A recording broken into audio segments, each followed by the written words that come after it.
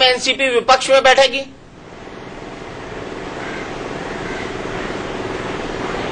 बिल्कुल हमारी तैयारी है, एक जिम्मेदार विपक्ष की भूमिका निभाने का हम काम करेंगे। कांग्रेस के साथ आप साझा विपक्ष बनाएंगे या फिर अलग से विपक्ष में बैठेंगे आप?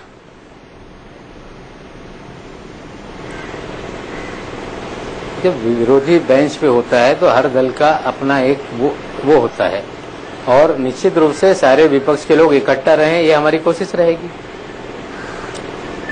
नवाब मलिक साहब, बड़ा सवाल यहाँ पर यह है कि जिस तरह का जनादेश आपको मिला है एज ए पॉलिटिकल मतलब एक राजनीति के स्टूडेंट की तरह, आपको क्या लगता है, क्या बीजेपी और शिवसेना मिलकर सरकार बनाएंगे?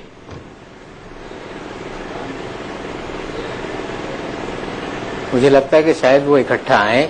जिस तरह से तल्खियां बढ़ी थी, कहीं न कहीं एक दूसरे का जो मनभेद था वो मिटाने का प्रयास दोनों तरफ से हो रहा है, और शायद वो लोग मिलकर सरकार बनाएंगे। नवाब मलिक साहब, आपने ये कहा कि शायद दोनों मिलकर सरकार बनाए, आपको भी यही होता हुआ दिख रहा है, तो ऐसे में मुख्यमंत्री के तौर पर आप किसे उभरता हुआ देखते हैं? आपकी राजनीतिक समझ और अनुभव क्या कहता है?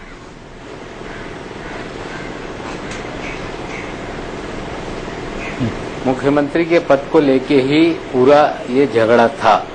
अब कौन कितनी बार्गेनिंग कर पाता है, कौन किस तरह से आगे जाता है, वो हमें अभी बोलना मुझे लगता है कि बहुत अर्ली होगा। लेकिन बीजेपी मुख्यमंत्री पद का दावा नहीं छोड़ेगी। और क्या उद्धव ठाकरे छोड़ देंगे इतनी आसानी से 66 सीटें लाने के बाद?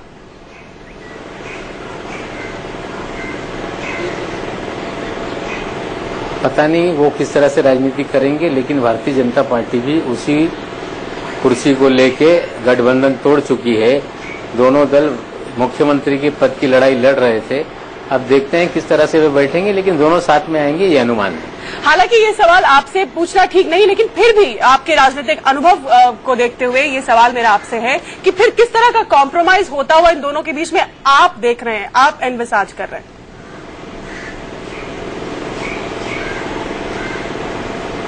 मुझे लगता है कि बहुत दिन से शिवसेना बीजेपी दोनों सत्ता से बाहर हैं। उनके अपने कार्यकर्ताओं की जो इच्छा है वो दोनों साथ में बैठेंगे और कोई ना कोई फार्मूला वो तय कर लेंगे। बहुत दिन तक ये खींचातानी नहीं चलेगी। बहुत दिन तक खींचातानी नहीं चलेगी तो क्या दिवाली से पहले या दिवाली के बाद आप महाराष्ट्र में सरकार बनती देख रहे हैं?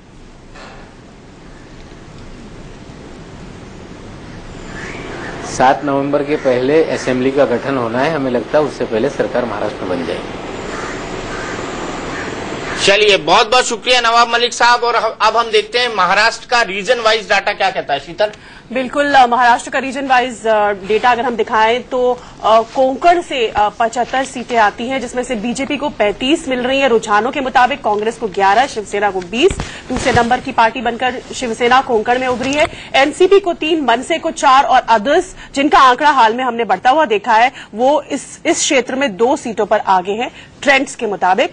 खानदेश की हम बात करें तो बीजेपी एक बार फिर 20 सीटों के साथ सबसे आगे है। दूसरे नंबर पर शिवसेना है, फिर एनसीपी भी बराबर पे है 10 सीटों के साथ। कांग्रेस 5 पर, मनसे 1 और अदर्स 1 खानदेश में लेती हुई दिख रही है। वेस्टर्न घाट्स की अगर हम बात करें तो फिर बीजेपी क्योंकि सबसे बड़ी पार्टी के तौर पर उभरी है तो 22 यहां पर। अनुज जी कुछ इस पर टिप्पणी करना चाहते हैं कि सब यहां पे गेन। पश्चिम महाराष्ट्र में भी भाजपा नंबर 1 पर है, ये मेरे लिए सबसे बड़ी चौंकाने वाली खबर आज की है। बिल्कुल, सबसे बड़ी चौंकाने वाली खबर, ऐसा मानना है हमारे पैनलिस्ट अनुज जी का, कि पश्चिम महाराष्ट्र में भी बीजेपी अगर 22 ले गई है तो ये एक बहुत बड़ा अचीवमेंट है। शिवसेना 12 और एनसीपी यहां पर दूसरे नंबर पर 15 के साथ है। वेस्टर्न घाट्स के इलाके में कांग्रेस 6 सीटों पर आगे है, मनसे के हाथ 1 सीट है रुझानों के मुताबिक, और अदर्स 2 पर आगे है। विदर्भ जो कि फोकल पॉइंट इस पूरी जंग का कहीं ना कहीं रहा है, हमने देखा है, इसमें बीजेपी को बड़ी लीड 31 की, और ये स्वाभाविक सी लीड दिख रही है। नहीं, मुझे यहाँ पे कम से कम 40 की उम्मीद लग रही थी, यानी 1/3 सीटें विदर्भ से आनी चाहिए थी, वो कुछ कम हो रही है लग रहा है मुझे। शिवसेना 11 के साथ दूसरे नंबर पर है। एनसीपी के पास 7 सीटें यहां जाती हुई दिख रही हैं, और साथ ही कांग्रेस के पास, मनसे के पास 2 और अदर्स को 1 मिलती हुई दिख रही है विदर्भ में। मराठवाड़ा के इलाके में 46 सीटें हैं कुल विधानसभा के लिए। बीजेपी 18 पर आगे चल रही है, कांग्रेस 7 पर, एनसीपी 6 पर, शिवसेना 13 पर, एक बार फिर दूसरे नंबर पर वो मराठवाड़ा में भी चल रही है, मनसे 1 पर और अदर्स 1 पर।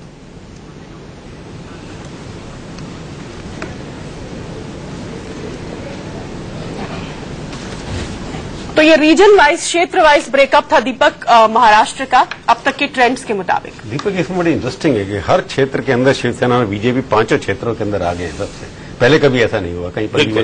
जैसे अनुज जी भी बता रहे थे कि वेस्टर्न महाराष्ट्र में बीजेपी को इतनी कम सीटें वो शायद ज्यादा मिल रही हैं। मेरे को भी यही उम्मीद थी कि वेस्टर्न में इतनी सीटें नहीं मिल सकती और नागपुर में ज्यादा मिलेंगी कि उस इलाके विदर्भ के अंदर जाता है। तो लगता है कि अगर एक दोनों इकट्ठे मिलकर के लड़ते शायद सुनामी आ सकती थी वहां पर, 140 से ऊपर पहुंच सकते थे दोनों। प्रभु साहब, कोंकण में और खासकर मुंबई की 36 सीटों पर बीजेपी नंबर 1 पार्टी के रूप में उभर करके आई है। ये बहुत चौंकाने वाली बात है, क्योंकि शिवसेना हमेशा वहां नंबर 1 पार्टी रही है, बीजेपी की तुलना में काफी मजबूत रही है। लेकिन फडणवीस और गडकरी के रहते हुए विदर्भ में कम होना ये एक बड़ा दिलचस्प मामला है। दोनों मुख्यमंत्री पद के प्रबल दावेदार हैं। जी, मुझे लगता है कि पूर्वी विदर्भ जो है, नागपुर संभाग के हेडक्वार्टर के रहते हुए, वो नागपुर संभाग जो उसमें बीजेपी बहुत मजबूत होगी। पहले से तो ज्यादा पश्चिम विदर्भ है, विदर्भ में पहले से तो ज्यादा है। जी हाँ, पहले बीजेपी की 19 सीटें अभी सीटिंग थी, उससे बढ़ रही है वहां पर, डबल हो जाएगी, ऑलमोस्ट डबल हो जाएगी जब तक वो रिजल्ट आएगा। तो इसलिए इम्प्रूवमेंट तो हुआ है, परंतु जो वेस्टर्न महाराष्ट्र में जो उन्होंने उनका परफॉर्मेंस आप कहते जो कम हुआ है, यानी पवार साहब का गढ़ जो शुगरगढ़ था वो ढह गया वास्तव में इस समय। मराठा राजनीति उनके हाथ से निकल गई बाहर। सबसे ज्यादा नुकसान इसमें शरद पवार का ही हुआ, क्योंकि ना इधर के रहे ना उधर के रहे। लेकिन फिर भी 39 सीटें ले आए हैं, बराबर 39 सीटें ले आए हैं, कांग्रेस के बराबर खड़े हुए हैं। तो काफी हद तक जो है उन्होंने अपना, जिसके बारे में कहा जा रहा था कि उनका जनाधार बहुत हद तक सिकुड़ सकता है, एनसीपी टूट सकती है चुनाव के बाद, उसको उन्होंने काफी हद तक बचाए रखा है। और एक बार फिर से परिवर्तन हो गया है, बीजेपी 117 पर आ गई है, 287 सीटों के जो है रुझान मिल गए हैं। बीजेपी 117 पर आगे चल रही है, कांग्रेस 46 पर, शिवसेना 57 पर आ गई है, एनसीपी 46 पर चली गई है, एमएनएस 3 पर चली गई है, फिर से एमएनएस 3 पर चली गई है और अदर्स 18 पर। तो ये परिवर्तन, नवाब मलिक साहब हमें कह रहे थे कि 50 सीटें एनसीपी की आएंगी, तो कहीं ना कहीं इसके आसपास पहुंच गए हैं और परिवर्तन हो गया है। दूसरी तरफ हरियाणा में भी बीजेपी 48 सीटों पर आगे आ गई है, कांग्रेस 14 पर, आईएनएलडी 16 पर। आईएनएलडी को नुकसान हुआ है, हरियाणा जनहित कांग्रेस गठबंधन 3 सीटों पर आगे है और अदर्स 9 सीटों पर। तो अदर्स के खाते में काफी सारी सीटें जुड़ गई हैं। गोपाल कांडा लीड कर रहे हैं, एक खबर आई है, गोपाल कांडा भी लीड कर रहे हैं। तो उसी वो 3 हो गए ना, पहले 2 दिखाए थे आपने। तो इसमें ये लगता है कि हरियाणा के अंदर जिस तरह की सुनामी पहले आती थी, कांग्रेस के खिलाफ 5 सीटों पर निपट जाते थे, एक बार 5 सीटों पर अभी निपट गए थे, उससे बेटर कांग्रेस का परफॉर्मेंस 14, ये थोड़ा सरप्राइजिंग है। और सबसे ज्यादा नुकसान चौटाला जो लग रहा था कि नंबर 1 पार्टी बनेंगे, वहां पर वो लगता है उनकी वहां पर काफी पिटाई हुई है। देखिए आप, कांग्रेस दफ्तर की तस्वीरें हैं, जगदीश शर्मा के पोस्टर आ गए हैं, प्रियंका गांधी लाओ कांग्रेस बचाओ। तो रामकृपाल जी, प्रियंका गांधी आएंगी, कांग्रेस बचाएंगी? अब इस समय दीपक जी, कांग्रेस एक ऐसी पार्टी हो गई है कि उसके बारे में कौन बचाएगा कौन नहीं बचाएगा ये कहना मुश्किल है। और ये जरूर है कि अगर कांग्रेस अभी तो नहीं, लेकिन देर सवेरे ये कांग्रेस, या कहें कि सोनिया परिवार में, गांधी परिवार को ये सोचना पड़ेगा कि वर्तमान जो भी नेतृत्व है, राहुल से कहीं न कहीं मोह भंग के लिए तैयार जनता का हो चुका है। तो पार्टी का भी होना बहुत जरूरी है। अब वो प्रियंका आती हैं नहीं आती हैं एक अलग की बात है, लेकिन अगर लंबी राजनीति के लिए कांग्रेस को फिर से खड़ा होना है तो बहुत कुछ सोनिया जी को खुद फैसला करना पड़ेगा कि आने वाले कमान किसको संभालने को दिया जाए। दीपक जी, मैंने 2 साल पहले अपना एक कॉलम लिखा अपने अखबार में, जिसमें लिखा कि कांग्रेस को एक न एक दिन प्रियंका की चौखट पर जाना होगा। राहुल के रहते हुए प्रियंका के पास जाए अभी की स्थितियों में, या आज से 20 साल बाद, चूंकि राहुल जी विवाह नहीं कर रहे, यदि कांग्रेस अच्छी भी चलती रहती तो भी उस अगली पीढ़ी के लिए तो जाना प्रियंका के पास ही पड़ता। आपने बहुत दूर की सोची है वैसे, बहुत ज्यादा। दीपक जी, मेरा ख्याल है प्रभु जी, दीपक जी ये इस बात से शायद सहमत होंगे कि संजय गांधी चुनाव में 77 में हारने के बाद भी वो सड़क पर आ गए थे और लड़ाई लड़ने लगे थे। क्या वापस सत्ता में राहुल गांधी में, प्रभु जी क्या लगता है आपको? हम लोगों को तो शंका है कि वो उस तरह के, जैसे कहते हैं ना, टायर वालों के साथ बैठ जाएं, कहीं सड़क पर मैदानी लड़ाई लड़ें, कहीं और अपने आप जाएं, मैंने उसको छोड़ दें कि कोई मोटरसाइकिल पर उनको बिठा के और नोएडा गाजियाबाद की सैर करा दे, वो हाँ बट्टा परसोल टाइप ड्रामा नहीं हो। मतलब रोज जिसको कहते हैं संजय गांधी को हम लोग बड़े अपराधी पृष्ठभूमि जिसके लोगों के साथ, और उनकी छवि भी बहुत खराब थी इमरजेंसी के समय, उसके बाद भी ये अलग बात है कि उनकी बात हमारे साथ एक बात इनका जवाब देता हूं, क्योंकि आपको आज पता लगना चाहिए कि जब चुनाव हो रहा है या काउंटिंग चल रही है, राहुल गांधी तो विशाखापट्टनम में है दिग्विजय सिंह के साथ, वो देख रहे हैं कि वहां नुकसान कितना हुआ लोगों का, तो जनता के बीच में ऑलरेडी है, ऐसी जगह जा रहे हैं जहां कोई इलेक्शन की खबर भी नहीं होगी, उनको पता भी नहीं लगेगा कि क्या हो रहा है। तो राहुल गांधी अपने इलाके में अपने हिसाब से चल रहे हैं, उनकी पॉलिटिक्स क्या है वो दूसरी तरह की है कि चुनाव से उनका लेना देना कुछ नहीं, उनको पता था कि ये बुरी हालत होने वाली है, इसलिए वो दिल्ली छोड़ करके जाके विशाखापट्टनम में जाकर के बैठे। सर, जब कांग्रेस का चिन्ह गाय बछड़ा का हुआ करता था तब इंदिरा जी और संजय गांधी की जोड़ी थी कांग्रेस के पास। आज सोनिया गांधी और राहुल गांधी की जोड़ी की तुलना हम उससे नहीं कर सकते संघर्ष के मामले में कौन से? बिल्कुल। इस बीच हमारे साथ दो वरिष्ठ नेता जुड़ गए हैं, हमारे साथ जयंत सिन्हा जुड़ गए हैं भारतीय जनता पार्टी के नेता, और मीम अफजल साहब जुड़ गए हैं कांग्रेस के नेता। मीम अफजल साहब, नरेंद्र मोदी का जादू चल गया, क्या कहेंगे आप?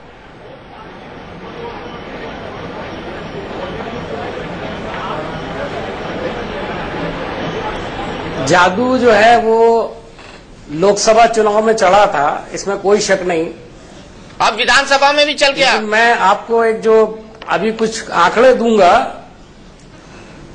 जी, उससे ये साबित होगा कि वो जादू उतना चला नहीं है। हालांकि रिजल्ट इस वक्त ऐसा है कि हर चैनल पर हमारी खासी पिटाई हो रही है और हमें बात करने का मौका भी शायद नहीं दिया जाता उतना, लेकिन आपके चैनल पर मुझे मालूम है बात करने का मौका मिलता है।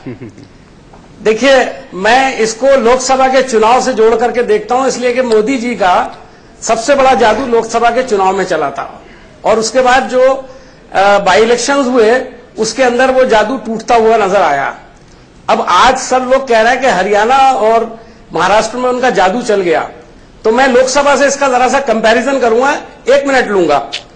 देखिए, उनको 23 सीट आई थी, 27% से ज्यादा वोट आया था, उसके बदले में उनको 132 सीट लोकसभा महाराष्ट्र में आनी चाहिए थी। शिवसेना को 18 सीटें आई थी और 20% वोट आया था, उनको 100 सीटें आनी चाहिए थी। कांग्रेस को 2 सीटें आई थी, 16 सीटें आनी चाहिए थी। एनसीपी को 4 सीटें आई थी, 26 सीटें आनी चाहिए थी, और स्वाभिमान पक्षा और राष्ट्रीय पक्षा पार्टी जो हैं, इन दोनों पार्टियों को मिलाकर के भारतीय जनता पार्टी को 144 सीटें मिलना चाहिए थी, 142 सीटें मिलना चाहिए थी, जो उसको नहीं मिली हैं। और हमारा जो आपने अभी दिखाया 46 सीट आप दिखा रहे हैं, गोया हमें 16 से 46 की तरफ जा रहे हैं। मैं ये कह सकता हूं कि लोकसभा में जो हमारी एक तरह से कहना चाहिए बड़ी जबरदस्त हार हुई थी, उसमें कुछ कमी आई है और हमने इम्प्रूव किया है।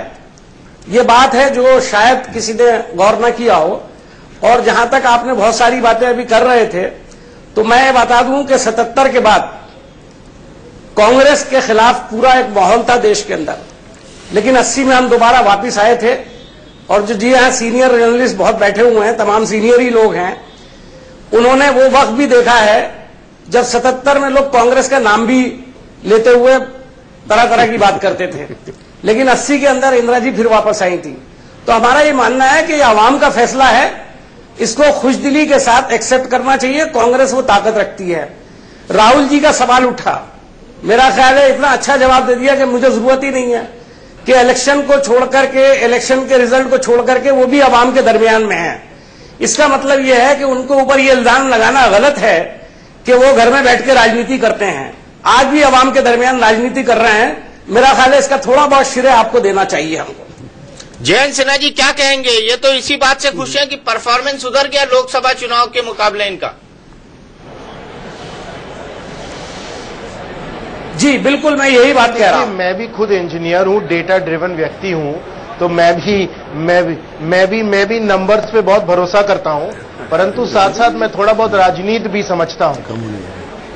देखिए, ऐसा है कि हर चुनाव में जो जनता जो है उसे जाके विकल्प करना होता है, चॉइस करना पड़ता है कि वो किस पे वो। मैं थोड़ा बहुत राजनीति भी समझता हूं। देखिए, ऐसा है कि हर चुनाव में जो जनता जो है उसे जाके विकल्प करना होता है, चॉइस करना पड़ता है कि वो किस पे वो अपना मत दे रहे हैं। जब लोकसभा का चुनाव होता है, जनता बड़ी समझदार है, जनता जानती है कि वो किस कारण वो अपना मत दे रही है।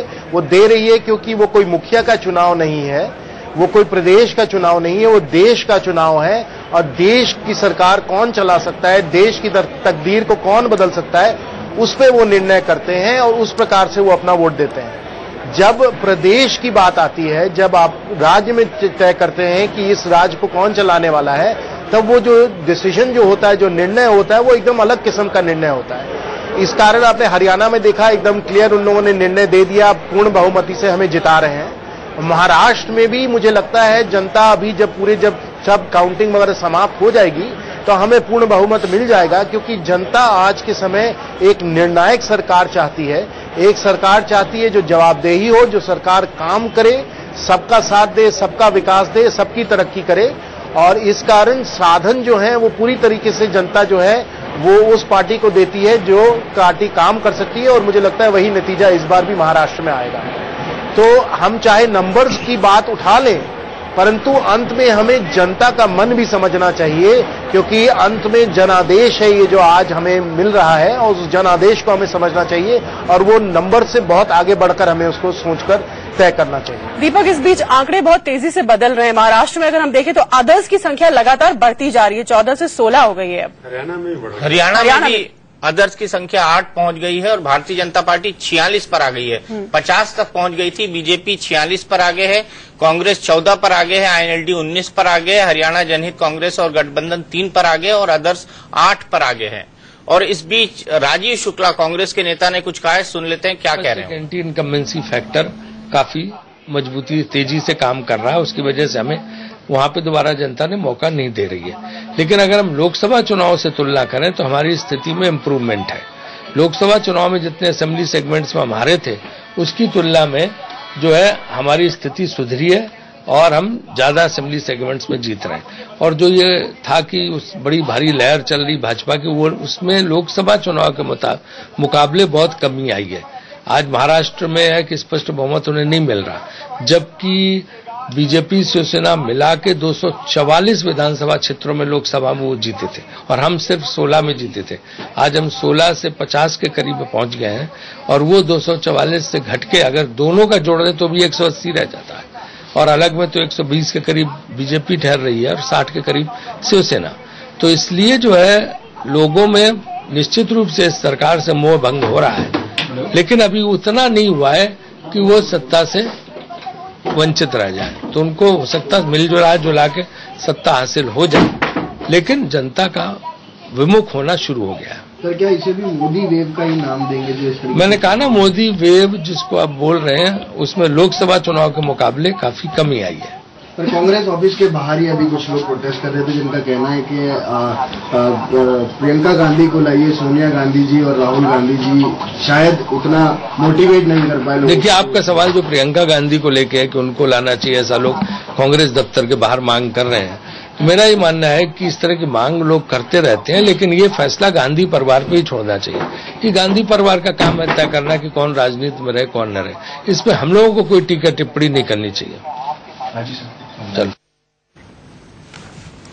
तो राजीव शुक्ला कह रहे हैं कि प्रियंका गांधी को लाने का फैसला गांधी परिवार को खुद करना है। रटी रटाई बात, रटा रटाया तर्क। और कांग्रेस के नेताओं को एक ही ब्रीफिंग मिली है कि मोदी की लहर कम हुई है लोकसभा चुनाव के मुकाबले। लेकिन ये भी देखना महत्वपूर्ण होगा कि ये दोनों चुनाव हरियाणा और महाराष्ट्र में गठबंधन के साथ लड़े थे भारतीय जनता पार्टी ने। वहां पर शिवसेना और बीजेपी के साथ गठबंधन था और यहां हरियाणा के अंदर हरियाणा जनहित कांग्रेस और बीजेपी का गठबंधन था। गठबंधन के साथ चुनाव लड़े गए थे और यहां पर जो विधानसभा चुनाव है ये गठबंधन के बिना लड़े गए थे। ये एक बहुत बड़ा फर्क है, इस फर्क को भी समझना होगा। मीम अफजल साहब, इस फर्क को समझते हैं आप?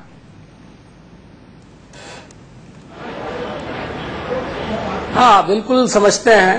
देखिए, जहां तक अभी महाराष्ट्र के अंदर अभी थोड़े से जब और पोजीशन क्लियर होगी तो अभी बहुत बड़ा सवाल उठेगा। मुझे नहीं मालूम कि भारतीय जनता पार्टी को वो सब बातें याद हैं या नहीं हैं जो शिवसेना के लीडर ने प्रधानमंत्री श्री मोदी जी के बारे में बोली हैं। और प्रधानमंत्री मोदी जी का ये रिकॉर्ड है कि जो लोग उनके खिलाफ होते हैं वो उनका सफाया करने में कभी देर नहीं लगाते हैं।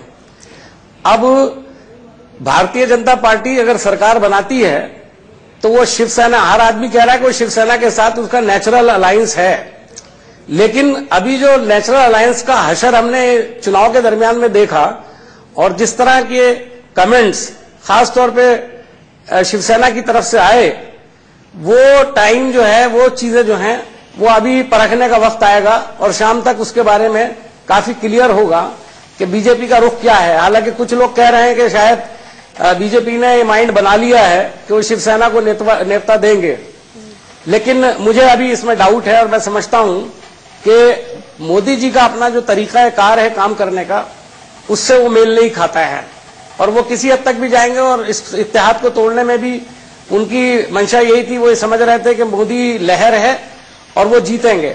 और आपने जो कहा कि हमको कोई ब्रीफिंग है, मैं समझता हूं कि हम लोग बैठ करके बातचीत करते हैं, हम सीधे उठ करके आपके चैनल पर आके नहीं बैठते हैं। हमेशा हम लोग पहले बातचीत करते हैं, तमाम प्रवक्ता बैठ करके आपस में मशवरा करते हैं और उसके बाद ही हम आप लोगों से बात करते हैं। तो ये तो एक हमारे यहाँ एक डेमोक्रेटिक तरीका है कि हम लोग एक दूसरे की बात सुनते हैं, लेकिन हमको ऐसा कुछ नहीं है जैसे आपने कहा कहीं से ब्रीफिंग हो गई, कुछ हो गया, ऐसा कुछ नहीं, आप जानते हैं। तो मेरा ये कहना है कि अभी और इम्तिहान का वक्त है, कम से कम महाराष्ट्र के अंदर भारतीय जनता पार्टी के लिए आने वाले वक्त में।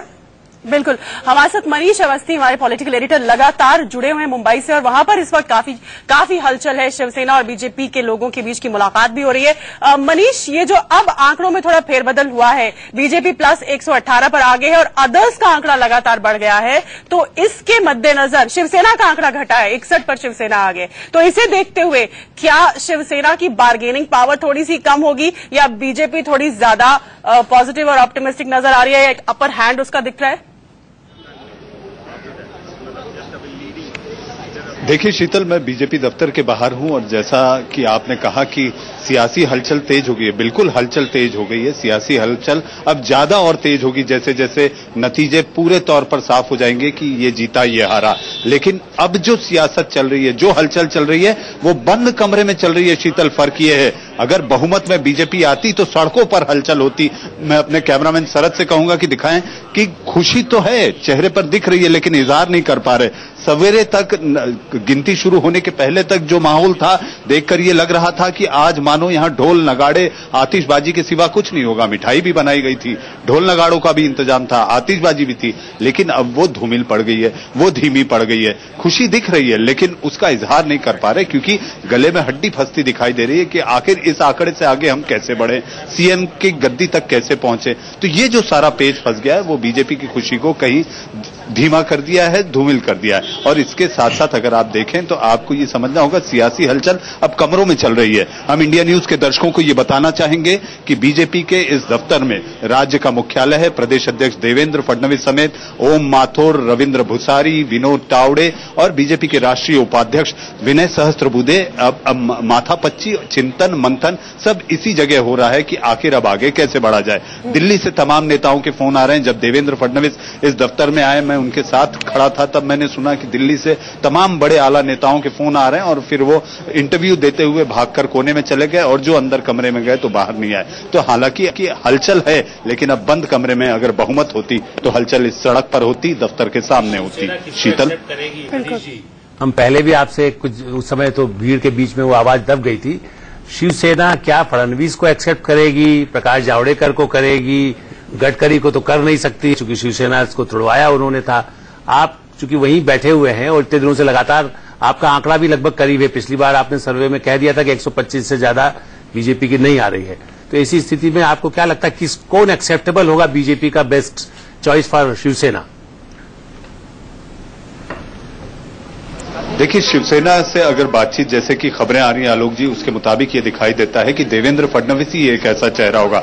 हालांकि पंकजा को लेकर, क्योंकि गोपीनाथ मुंडे, प्रमोद महाजन, इनकी नजदीकियां ठाकरे परिवार से पहले से रही हैं, बाला साहब के समय से रही हैं। पेच हर समय फंसता था, लेकिन इस समय जब पेच फंसा है, जब ये दोनों नेता नहीं है, ऐसी स्थिति में पंकजा के चॉइस का सवाल ही पैदा नहीं होता क्योंकि इस पूरी प्रक्रिया में देवेंद्र फडणवीस सामने थे, प्रदेश अध्यक्ष हैं और मिलनसार हैं, मिलनसार के साथ साथ सादगी रखते हैं। उद्धव ठाकरे भी इसी सोच के साथ चलते हैं। हालांकि थोड़े जिद्दी दिखाई दिए क्योंकि महत्वाकांक्षा थी कि मुख्यमंत्री बनना है, लेकिन अब आंकड़ों के बाद मुझे ऐसा लगता है उनकी सोच भी ढीली पड़ी है। और उसके साथ साथ अगर जहां तक आपने पूछा है, दो टूक अगर एक शब्द में मैं जवाब दूं तो देवेंद्र फडणवीस ही होंगे जिसको लेकर परहेज उद्धव ठाकरे भी नहीं करेंगे। मनीष एक बात बताओ, ये 21 अदर्स 21 कौन है ये पर? ये 21 इतने सारे नंबर आ रहे हैं कि 21 लोग हैं अदर्स, उसमें कौन कौन है? तो बीजेपी अब 112 पे आ गई है 110 के हिसाब से, ये 21 लोग अदर्स में कौन है? शायद आपको कोई जानकारी है तो बताइए दर्शकों को।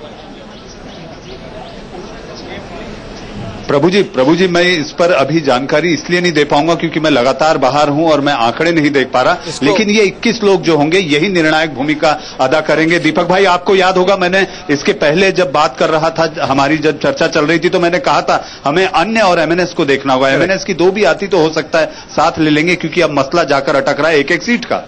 बिल्कुल, एमएनएस अभी 4 पर आगे चल रही है, देखते हैं आगे एमएनएस का क्या होता है। लेकिन मैं ऊपर न्यूज रूम से गुजारिश करूंगा कि इन 20 के आंकड़ों का खुलासा करें कि ये 20 कौन कौन है, ताकि एक ट्रेंड पता चल पाए हमें। सीधे चलते हैं जयंत सिन्हा जी के पास। जयंत सिन्हा जी, मीम अफजल साहब कह रहे थे कि हमें इस बात का संतोष है कि हम जो है लोकसभा चुनाव से बेहतर प्रदर्शन कर पाए हैं। क्या आप उनके स्तर को मानते हैं?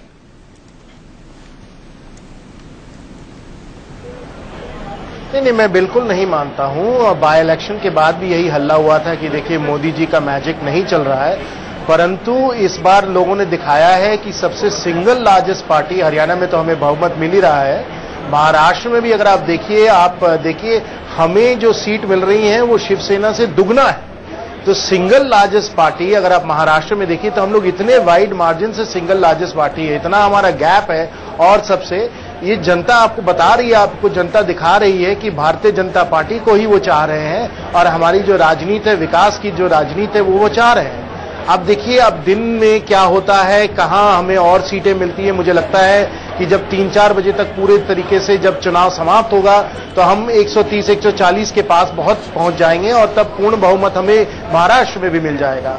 इसलिए मैं तो कहूंगा कि जनता ने इस बार जो संदेश भेजा है वो वही संदेश भेजा है जो उन्होंने लोकसभा में भेजा था, और वो यही था कि भारतीय जनता पार्टी ही वही दल है, वही पार्टी है जो देश को और प्रदेश को विकास की राजनीति दे सकती है, तरक्की दे सकती है, और सबका साथ सबका विकास देकर पूरे देश को आगे बढ़ा सकती है। तो वो जो संदेश हमें लोकसभा में मिला था वो मुझे लगता है इस चुनाव में भी एकदम स्पष्टता से हमें जाहिर दिख रहा है। जयंत जी, लेकिन जो अब तस्वीर उभर कर सामने आ रही है उसके मुताबिक आंकड़ों में थोड़ी तब्दीली हो रही है। अब जो रुझान आ रहा है उसमें बीजेपी प्लस 111 पे आगे है, और हम देख रहे हैं कि लगातार अदर्स जो अन्य है उनकी संख्या जो है वो लगातार बढ़ती जा रही है। वो 20 पर आ गए हैं और शिवसेना की घट गई है, वो 62 पर आ गई है।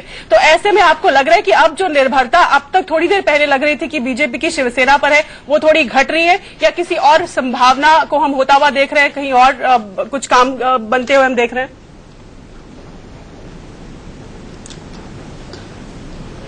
नहीं, कुछ आधे घंटे पहले 125-130 सीटों में हम आगे थे, अब थोड़ी वो कम हो गई है। ये देखिए, ये उतार चढ़ाव तो चुनावी दिन में ये सब चलता ही रहता है। इसलिए मैं कह रहा हूं हम लोग दोपहर तक इंतजार करते हैं, तब हमें पता चलेगा कि हम लोगों को कितनी सीटें मिलेंगी।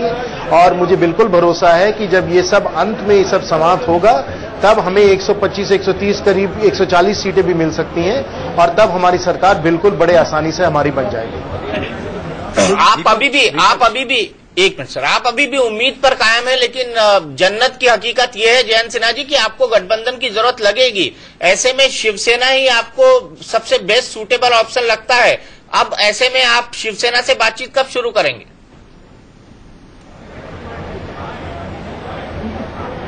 नहीं, देखिए ये सब तो पार्लियामेंट्री बोर्ड तय करेगी। पार्लियामेंट्री बोर्ड सब मामलों को देखकर, सब फैक्टर्स के कंसिडरेशन में फिर तय करेगी कि किसके साथ किस प्रकार का हमें गठबंधन बनाना चाहिए। उसमें बड़े सारे मुद्दे आ जाते हैं कि विचारधारा मिलती है कि नहीं मिलती है, चीफ मिनिस्टीरियल जो हमारे जो कैंडिडेट हैं वो स्वीकार है कि नहीं स्वीकार है, ये सब बड़े सारे मुद्दे आ जाते हैं। तो वो पार्लियामेंट्री बोर्ड के स्तर पे इसको हम लोग तय कर सकते हैं। तो हमें उस सब चीजों का इंतजार करना पड़ेगा। पर अगर हम लोग देखें तो जिस प्रकार से हमारी जीत हरियाणा में हुई है, जिस प्रकार से हमारी जीत महाराष्ट्र में हुई है, वो एक बहुत ही शानदार जीत होगी। और आज के दिन अगर आप यहां हमारे कार्यालय में होते तो आप देखते कि कितनी खुशी हमारे कार्यकर्ताओं के बीच में है, हमारे बीच में है कि इस प्रकार से हम लोग इन दो बहुत ही जो महत्वपूर्ण जो राज्य हैं, इन दोनों में सिंगल लार्जेस्ट पार्टी के हैसियत से आज भारतीय जनता पार्टी उभर हमारे कार्यकर्ताओं के बीच में है, हमारे बीच में है कि इस प्रकार से हम लोग इन दो बहुत ही जो महत्वपूर्ण जो राज्य हैं, इन दोनों में सिंगल लार्जेस्ट पार्टी के हैसियत से आज भारतीय जनता पार्टी उभर आई है। और इस चुनाव के पहले आपको याद होगा कि जब शिवसेना और भारतीय जनता पार्टी के बीच में बातचीत चलती थी तो शिवसेना ही कहती थी कि महाराष्ट्र में number 1 party, single largest party Shiv Sena है, भारतीय जनता पार्टी नहीं है। आज देखिए उसका क्या नतीजा है, आपके सामने ही प्रस्तुत हो गया है जनता इस विषय पे क्या निर्णय देती है। दीपक, एक इंटरेस्टिंग किस्सा है इसमें। मीम अफजल साहब, मैं ऐसे बीजेपी को पूरा कॉन्फिडेंस है कि वो मेजोरिटी लेके आएंगे। जो सिचुएशन अभी दिखाई दे रही है, अगर यही रही तो शिवसेना, कांग्रेस और एनसीपी शिवसेना के समर्थन से सरकार बनाने की कोशिश करेंगे। उनकी मेजोरिटी आ गई है, मतलब इस हिसाब से जो अभी ट्रेंड है। रीजनल पार्टी, नेशनल पार्टी को बाहर रखने के लिए आप दोनों क्या बीजेपी को बाहर रखने के लिए मोदी के खिलाफ कुछ भी करने के लिए तैयार होते हैं आप तो, कि मोदी को हटाना है बस, हम किसी के साथ भी मिल जाएंगे। देखिए, मैं नहीं समझता हूं कि हम लोग कभी भी शिवसेना के साथ जा सकते हैं। समर्थन तो लेते हैं आप शिवसेना का राष्ट्रपति चुनाव में चलते हैं लेकर के, उस आइडियोलॉजी के हम बिल्कुल खिलाफ हैं।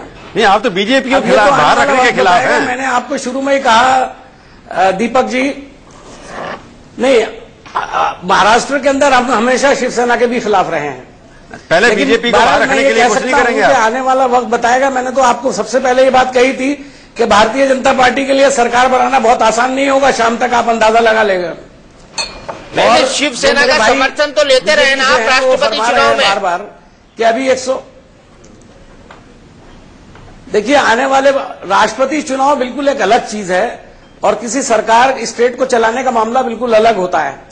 तो मुझे तो नहीं लगता है, लेकिन बहरहाल आने वाला वक्त बताएगा। लेकिन ये मैं कह सकता हूं कि भारतीय जनता पार्टी और मोदी लहर जो है वो काफी डिफिकल्टी में है इस वक्त।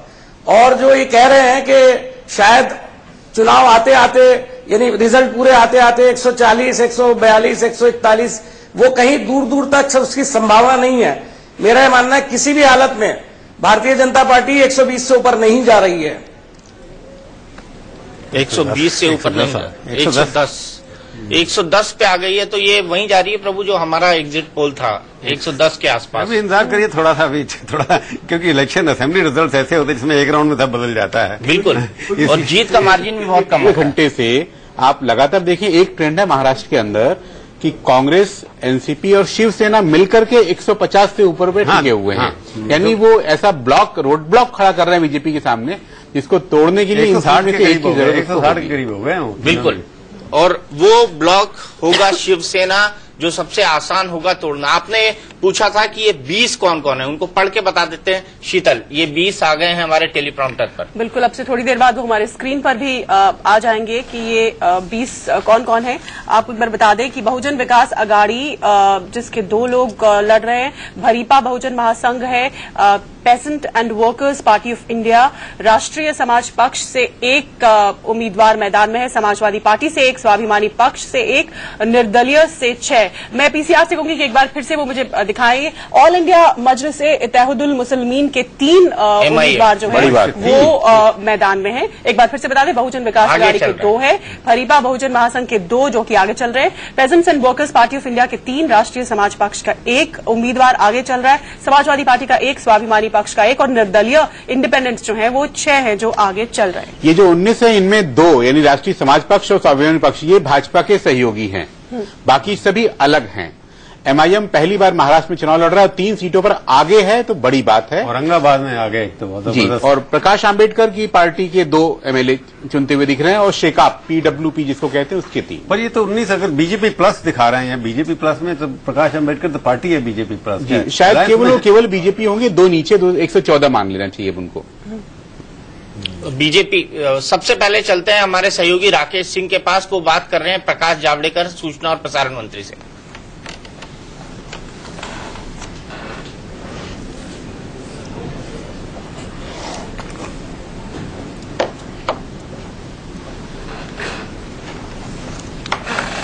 फिलहाल ये जश्न की तस्वीरें हैं। अब से थोड़ी देर में हम आपको प्रकाश जावड़ेकर से बातचीत भी सुनवाएंगे। राकेश कुमार सिंह संवाददाता उनसे बातचीत कर रहे हैं, लेकिन ये जश्न की तस्वीरें अच्छा कर रही है। लेकिन सर, हरियाणा में तो आप बड़ी पार्टी और वहाँ पर बहुमत में दिख रहे हैं, लेकिन महाराष्ट्र में वो स्थिति नहीं दिख रही। नहीं, महाराष्ट्र में भी बहुत अच्छी सफलता हमें मिली है। महाराष्ट्र में कांग्रेस और राष्ट्रवादी के कुशासन से हमने महाराष्ट्र को निजात दिलाई है। लोगों ने महाराष्ट्र में भी मोदी जी के प्रामाणिक नेतृत्व पर और तरक्की के लिए वोटिंग किया है और महाराष्ट्र में एक मजबूत सरकार हम देंगे, सुशासन देंगे। अच्छा, एक जावड़ेकर साहब, तो तस्वीरें जश्न की, भारतीय जनता पार्टी के दफ्तर में इस वक्त जश्न चल रहा है। क्या खुशी अधूरी रह गई महाराष्ट्र के जो नंबर्स आ रहे हैं उसको देखते हुए? रामकृपाल जी, आपको लगता है ये खुशी अधूरी रह गई बीजेपी के लिए? निश्चित तौर पर जैसा अभी तक दिख रहा है, मतलब जो जितना होना चाहिए था, मुझे लग रहा है कि वो नहीं है। और आप कह रहे थे कि आपका जो एग्जिट पोल आपका था करीब करीब उसके आसपास ही आ रहा है, तो ये, लेकिन ज्यादातर जो एग्जिट पोल ने दिखाया था वो 35 और 30 के आसपास था, तो उससे तो कम, 128 to 135, उससे कम है। लेकिन दीपक जी, मैं एक चीज बात बीच में कह दूं, अभी अपने कांग्रेसी दोस्त से बहुत देर से सुन रहा था, कांग्रेस पहली बार अपने इस पूरे पॉलिटिकल हिस्ट्री में महाराष्ट्र में नंबर 1 से नंबर 3 की पार्टी हो गई। इस बात का कांग्रेस को जरा सा भी दुख नहीं है। और जो नंबर 3 की पार्टी थी महाराष्ट्र में हमेशा से, वो नंबर 1 की पार्टी हो गई। बीजेपी कभी भी नंबर 1 नहीं रही, नंबर 3 की पार्टी, नंबर 4 की होती। नहीं, मैं कह रहा हूं कि मान लीजिए, और जो कांग्रेस, जहां तक ये लोकसभा की और विधानसभा की तुलना की बात कर रहे हैं, देखिए इसी विधानसभा चुनाव में आप 1 से 3 पर आ गए और बीजेपी 3 से 1 पर पहुंच गई। इस बात का अफसोस कांग्रेस को नहीं है। वो अभी भी इस बात से खुश हैं कि अभी अड़चने हैं बीजेपी की राह में।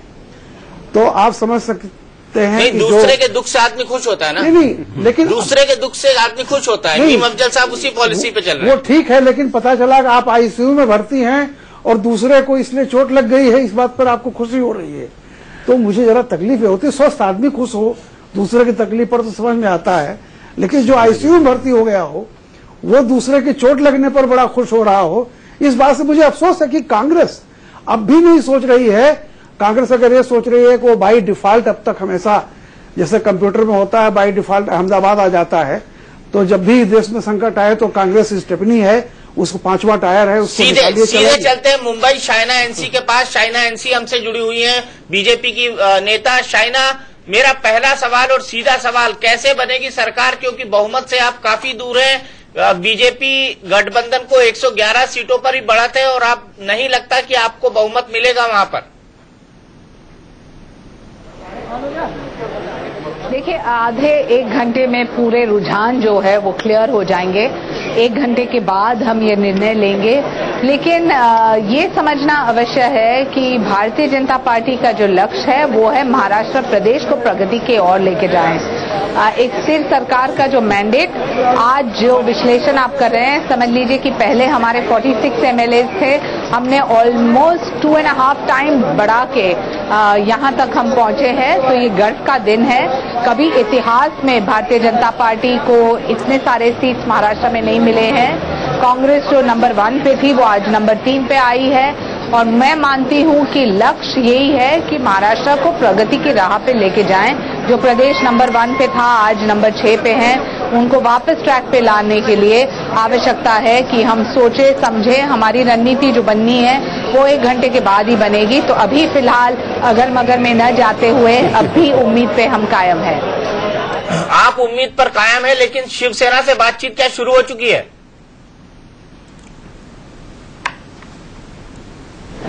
ये मुझे नहीं लगता है कि जो ये स्पेकुलेशन करने की आवश्यकता है।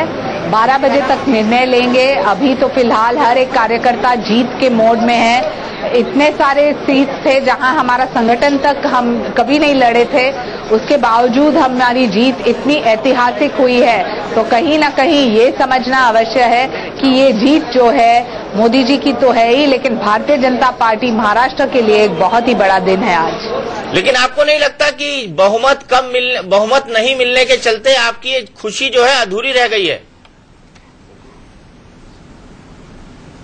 देखिए, सरकार हमारी बनेगी, आपको पता है, और अगले 2-3 घंटे में स्पष्ट रूप से हम कह सकेंगे कि यही है हमारी रणनीति। और जो जिस ढंग से पब्लिक ने हमें एक ऐतिहासिक जीत दी है, मुझे लगता है उसका श्रेय अभी हमें एंजॉय करने दीजिए, उसके बाद तय करेंगे कि किस ढंग से क्या मोडेलिटीज हैं। बिल्कुल शायना, लेकिन आप ये कह रही हैं कि सरकार आप ही बनाएंगी, आपकी पार्टी ही बनाएगी, लेकिन अभी जो मौजूदा ट्रेंड्स है अगर उन्हीं को हम नतीजे मान लें तो उसके मुताबिक थोड़ी सी दिक्कत यहाँ पर बीजेपी के लिए खड़ी हो रही है। तो फिर आप इतनी कॉन्फिडेंटली कह रही हैं कि सरकार हमारी बनेगी, अगर यही नतीजे होते हैं 3 घंटे बाद भी, तो फिर कैसे आपकी सरकार बनेगी और क्या आपके पास ऑप्शंस होंगे? जैसे कि मैंने कहा, बहुत अगर मगर हो चुका है ये इलेक्शन में। 1 घंटे के बाद तय करेंगे कि किसकी जीत, कितने सीटों पे हम जीत के आए हैं, कितने में अभी भी काउंटिंग जारी है। तो मैं नहीं मानती हूँ कि इस सवाल का जवाब अभी दे सकती हूँ, लेकिन अगले 2-3 घंटे में जब फाइनल प्रतिक्रिया आए तब हम जरूर एक निर्णय लेंगे। मुझे नहीं लगता है कि भारतीय जनता पार्टी को कोई भी आपत्ति है एक स्थिर प्रगतिशील सरकार बनाने में, और जो किसी का सहयोग चाहिए तो फिर वो अपने नेतागण तय करेंगे। फिलहाल तो मुझे लगता है हर एक कार्यकर्ता को दाद देनी चाहिए, क्योंकि जो पार्टी 40 से 120 के करीब आ सकती है, तो इसका मतलब कि हमारे कार्यकर्ता ने बहुत श्रम की है, और वोटर का जो साथ है वो है प्रगति, स्थिरता और नेतृत्व के लिए। तो कार्यकर्ता ने श्रम किया है, मोदी जी ने नहीं? मोदी जी का जो करिश्मा है वो अपरंपार है, और मैं आपको यकीन से कह दूं कि जो नेतृत्व नहीं तो संगठन नहीं, संगठन नहीं तो नेतृत्व नहीं। लेकिन मोदी जी का जो करिश्मा है, अमित शाह जी का जो ऑर्गेनाइजेशनल स्किल है, वो एक मास्टर स्ट्रेटेजिस्ट है, और उनका जो योगदान रहा है, साथ साथ हमारे महाराष्ट्र के लीडर्स देवेंद्र फडणवीस हो, एकनाथ खड़से, विनोद तावडे, सुधीर मुनगंटीवार, पंकजा मुंडे, सबका योगदान रहा है। लेकिन सबसे ज्यादा योगदान रहा है तो वो है कार्यकर्ता की क्षमता और कार्यकर्ता का श्रम, जो आज हमें यहाँ तक लेके आया है। नितिन गडकरी का नाम भूल गई आप शायना? नहीं, नितिन गडकरी हमारे सबसे बड़े नेता हैं, जरूर उनके जितने रैलीज हुए हैं किसी और के नहीं हुए हैं। और मैं आपको यकीन से कह दूं कि नितिन गडकरी जी हो, प्रकाश जावड़ेकर जी हो, हमारे अन्य नेतागण जिन्होंने मेहनत की है, सब ने ये देखा कि पोलिंग डे पे, पोलिंग बूथ तक वोटर पहुंचे और भारतीय जनता पार्टी की कमल खिल के आए। चलिए शायना, आपका बहुत बहुत शुक्रिया। 1 घंटे बाद फिर आऊंगा ताकि आप बता सके कि मातोश्री और बीजेपी दफ्तर के बीच चल क्या रहा है। आप ये स्पेकुलेशन करते रहे, हम उम्मीद पे कायम है। चलिए ठीक है। अनुराग ठाकुर हमारे साथ जुड़ गए हैं, बीजेपी के वरिष्ठ नेता। अनुराग भाई, बातचीत शुरू हो चुकी है शिवसेना से?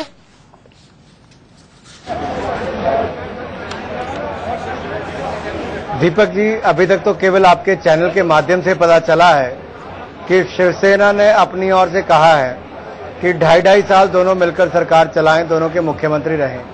लेकिन मुझे नहीं लगता भारतीय जनता पार्टी इस पर विचार भी कर रही है। जब तक पूरे नतीजे नहीं आ जाते तब तक कुछ भी कहना मुश्किल होगा। और मुझे लगता है जहां हरियाणा में एक और पूर्ण बहुमत मिला है, वहीं पर महाराष्ट्र में 3 गुना ज्यादा सीटें जीतना एक अपने आप में बड़ी बात है।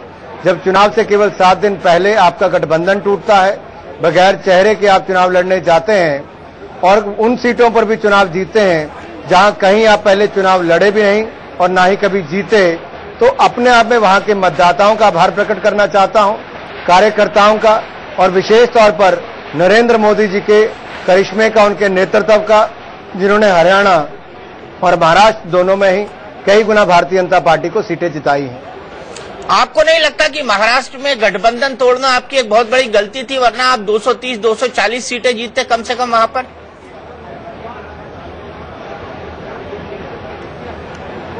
दीपक भाई, हमने तोड़ा कब? हमारी ओर से गठबंधन नहीं टूटा, और मैंने पहले भी कहा था अगर बाला साहब होते तो गठबंधन नहीं टूटता। बाला साहब कभी मुख्यमंत्री नहीं बनना चाहते थे। शायद आज ये कारण उस समय बने कि पहली बार ठाकरे परिवार से कोई मुख्यमंत्री की रेस में था, वो भी एक कारण हो सकता है कि वहां पर सीटों पर समझौता नहीं हो पाया, 151 से वो नीचे नहीं गए और हमें छोटे राजनीतिक दलों को साथ में लेकर चलना था, हम उनको भी नहीं नकार सकते थे।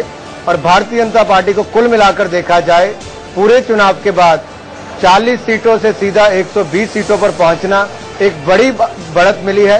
ईश्वर ने जो किया शायद वो ठीक ही किया है। इस बीच बड़ी खबर आ रही है, 4 बजे अमित शाह प्रेस कॉन्फ्रेंस करेंगे, भारतीय जनता पार्टी मुख्यालय में करेंगे प्रेस कॉन्फ्रेंस और उनकी प्रेस कॉन्फ्रेंस से 120 सीटों पर पहुंचना एक बड़ी बढ़त मिली है। ईश्वर ने जो किया शायद वो ठीक ही किया है। इस बीच बड़ी खबर आ रही है, 4 बजे अमित शाह प्रेस कॉन्फ्रेंस करेंगे, भारतीय जनता पार्टी मुख्यालय में करेंगे प्रेस कॉन्फ्रेंस और उनकी प्रेस कॉन्फ्रेंस से इस बात के संकेत मिल जाएंगे कि शिवसेना से बातचीत शुरू होगी या नहीं शुरू होगी या क्या आगे की रणनीति होती है। लेकिन आपको नहीं लगता कि 109 सीटों पर अब जो लेटेस्ट ट्रेंड आ रहे हैं अनुराग भाई, वो ये आ रहे हैं कि 109 सीटों पर भारतीय जनता पार्टी आगे है। आपको नहीं लगता कि महाराष्ट्र में बहुमत न मिलने के चलते खुशी जो बीजेपी की है वो अधूरी रह गई है?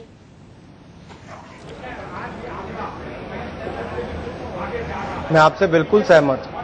मैं बिल्कुल सहमत हूं क्योंकि स्पष्ट बहुमत कहीं ना कहीं आपको एक ताकत देता है निर्णय लेने की। आपको गठबंधन की सरकार में कहीं ना कहीं वो कष्ट होता है जब आप कुछ निर्णय लेना चाहते हैं लेकिन ले नहीं पाते। शायद आज मोदी जी देश में इसलिए बहुत अच्छा कर रहे हैं कि लोगों ने उनको पूर्ण बहुमत दिया है। 1984 के बाद पूर्ण बहुमत वाली पहली सरकार बनी है और एक मजबूत नेता आज देश के प्रधानमंत्री हैं। जहां हरियाणा में हमें लाभ मिलेगा पूर्ण बहुमत का, वहीं पर महाराष्ट्र में नुकसान नजर आ रहा है कि वो पूर्ण बहुमत से हम दूर रह रहे हैं। हमें पूर्ण बहुमत अभी तक नहीं दिख रहा है कि हमें मिल रहा है। कहीं ना कहीं उसका नुकसान भी होगा, लेकिन कहीं ना कहीं कांग्रेस मुक्त महाराष्ट्र बनाने में हम फिर भी सफल होंगे। कांग्रेस मुक्त भारत, तो धीरे धीरे मीम अफजल साहब कांग्रेस मुक्त भारत बनता जा रहा है।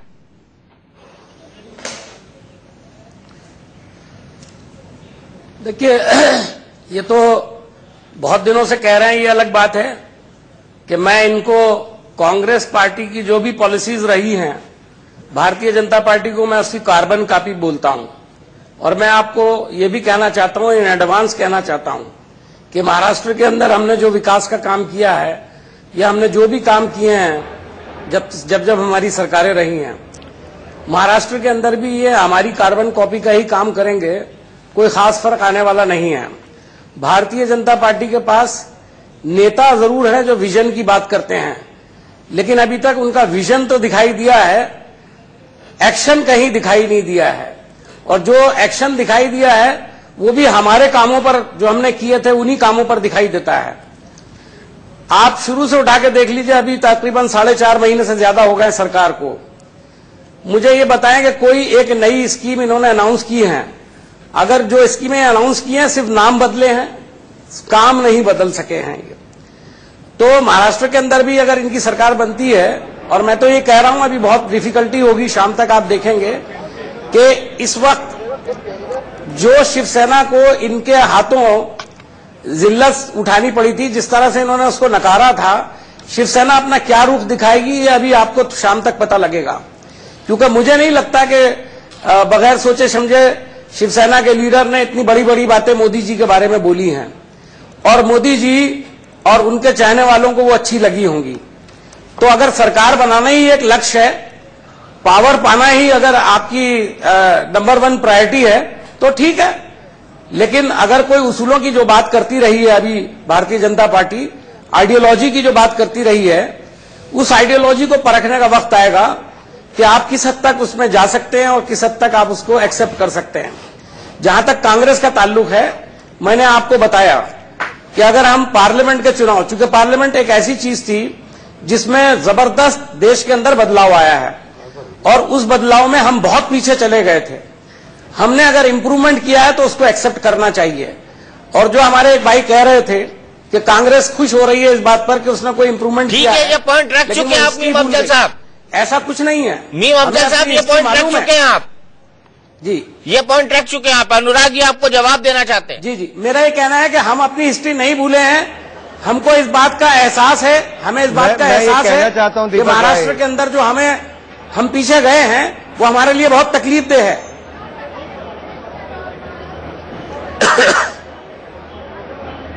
दीपक जी, दो बातें मैं स्पष्ट कर देना चाहता हूं। जब तक ये लोग अपनी नींद से जागेंगे नहीं कांग्रेस पार्टी, तब तक ये अपना सुधार नहीं कर सकती।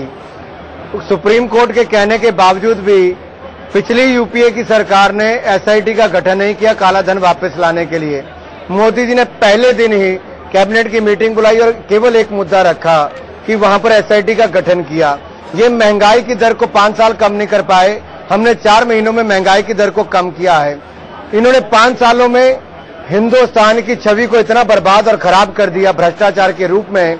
हमने 4 महीने में हिंदुस्तान की छवि को बदलने का प्रयास किया है, $100 बिलियन का निवेश लाने का प्रयास किया है। जहां तक महाराष्ट्र और इनकी बात कर रहे हैं गठबंधन की, मैं इनको साफ तौर पर कह दूं, हमने कांग्रेस मुक्त भारत की बात कही थी, हमने वो भी किया।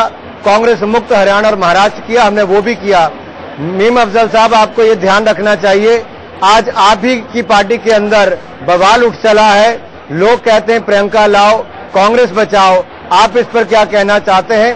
क्या कांग्रेस दो फाड़ होने जा रही है? क्या कांग्रेस जब पहले अपने नेतृत्व पर प्रश्न चिन्ह उठाती है, उन कार्यकर्ताओं को बाहर उठाकर फेंक दिया गया। आज जो लोग ये मांग उठाते हैं, क्या आप उनको भी पार्टी से बाहर करने वाले हो? क्या आपकी पार्टी में लोकतंत्र की कमी है जो अपनी बात नहीं रख सकते? बताइए। और हमारी पार्टी ने तो, आपने डिफेंस के क्षेत्र में भी एक भी निर्णय नहीं लिया कोई सामान खरीदने के लिए। हमने आकर 20,000 करोड़ रुपए के सामान खरीदने को मंजूरी दी है डिफेंस क्षेत्र में। आपके एंटनी साहब 5 साल में वो निर्णय तक नहीं ले पाए, देश को उसका नुकसान हुआ है।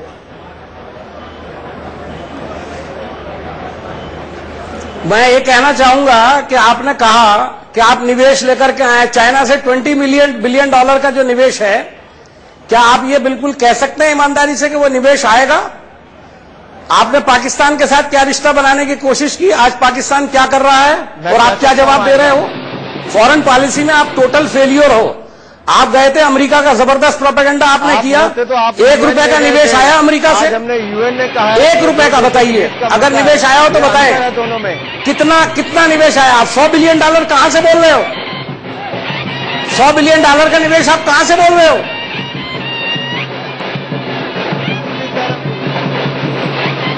आकर स्वयं बड़ी बड़ी कंपनियों ने कहा है कि हम यहाँ पर निवेश करने के लिए तैयार हैं। वहाँ के देश के प्रधानमंत्रियों ने कहा है, जो आप नहीं कर पाए, आप तो छवि को बर्बाद करके चले गए थे। लेकिन हमने छवि को सुधारा 4 महीनों में। आप कहते हो स्कीम की बात करते हो, आपने किसी ने भी, आप लोग 2 अकाउंट नहीं खुलवा पाए। ऑलरेडी वो लोग हम लोगों ने 3.5 करोड़, जिनकी आपने 3.5 करोड़ बैंक खाते 1 महीने में हमने खुलवाए। ऑलरेडी जो 3.5 करोड़ बैंक खाते 1 महीने में हमने खुलवाए, जो आप नहीं खुलवा पाए। निवेश पहले 3.5 करोड़ बैंक बड़ी खबर आपको आप सभी को देनी है, साथ ही बढ़ाने का ऐलान नहीं किया। पीएम मोदी से प्रधानमंत्री का इतना असर है उनको ऊपर, और जैसे ही नतीजे आ जाएंगे तुरंत उसकी घोषणा के बाद वो मिलेंगे प्रधानमंत्री नरेंद्र मोदी से, और उसके बाद शाम 4 बजे अमित शाह को प्रेस कॉन्फ्रेंस भी करनी है। हमारे साथ संजय शर्मा हमारे संवाददाता जुड़ गए हैं। इस बैठक के बारे में और क्या आपके पास अपडेट है संजय? देखिए, अमित शाह कुछ ही देर बाद यहाँ पर प्रधानमंत्री नरेंद्र मोदी से मिलने जा रहे हैं। चुनाव नतीजों पर उनकी मुलाकात होगी और हो सकता है वहीं से उद्धव ठाकरे, शिवसेना प्रमुख उद्धव ठाकरे से अमित शाह और प्रधानमंत्री मोदी दोनों बात कर सकते हैं। दोनों की बातचीत से महाराष्ट्र सरकार बनाने का रास्ता खुल सकता है। 4 बजे अमित शाह की प्रेस कॉन्फ्रेंस है भाजपा मुख्यालय में। उस प्रेस कॉन्फ्रेंस में अमित शाह शिवसेना से बातचीत आगे जारी रहने और सरकार साझा बनाने का संकेत दे सकते हैं। शीतल, तो अमित शाह जो है प्रधानमंत्री नरेंद्र मोदी से मिलने जा रहे हैं, जिससे आगे की रणनीति का खुलासा करेंगे। आगे क्या होना है, शिवसेना से बातचीत किस तरीके से होनी है, हरियाणा में किस तरीके से आगे की प्रक्रिया होनी है, बीजेपी संसदीय बोर्ड की बैठक में किन किन मुद्दों पर बातचीत होनी है, प्रेस कॉन्फ्रेंस में किन बुनियादी मुद्दों को वो उठाने वाले हैं, तमाम सिचुएशन पर ब्रीफ करेंगे। बीजेपी के अध्यक्ष अमित शाह प्रधानमंत्री नरेंद्र मोदी को पीएम से मिलने जा रहे हैं अमित शाह, और इस बीच हमारे साथ जुड़े हुए हैं अनुराग ठाकुर और मीम अफजल साहब। अनुराग जी, यहाँ पर जो बड़ा सवाल मीम अफजल साहब ने उठाया है कि आप फॉरेन पॉलिसी में पूरी तरह से फेलवर रहे हैं, जबकि लोग कह रहे हैं कि फॉरेन पॉलिसी में नरेंद्र मोदी की बल्ले बल्ले है। आप कैसे देखते हैं उनके स्टेटमेंट को?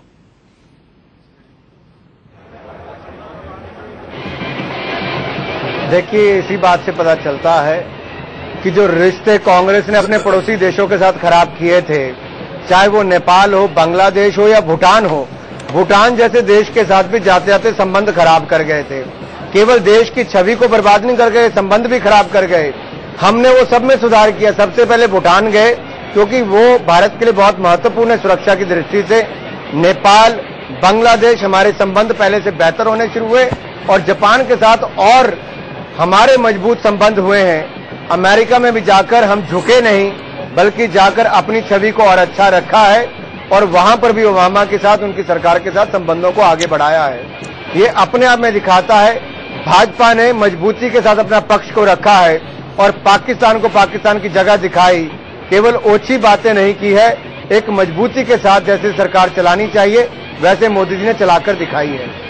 ठीक है, मजबूती आपने दिखाई अनुराग ठाकुर, लेकिन दीपक जी चिंता का विषय थोड़ा सा महाराष्ट्र में गहराता जा रहा है। आप रुझान देखिए, बीजेपी 108 पर आ गई है और शिवसेना के भी आंकड़े में गिरावट आई है। 56 हो गया है मामला।